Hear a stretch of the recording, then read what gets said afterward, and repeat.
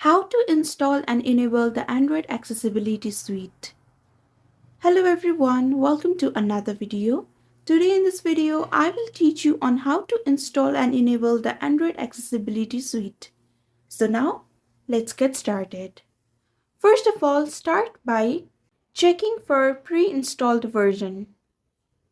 Go to Settings and search Accessibility. If you see it listed, then you are all set. But if you don't see it, all you need to do is go to Play Store and install it. After the installation is complete, go back to Settings and now search for Accessibility and tap on it. Now here, choose a feature such as TalkBack or Select to Speak and switch it on. You can also customize the settings for each feature as needed. So this is how to install and enable the Android Accessibility Suite. I hope you found this video helpful. Don't forget to like, share and subscribe to our channel. Thanks for watching. See you in the next one.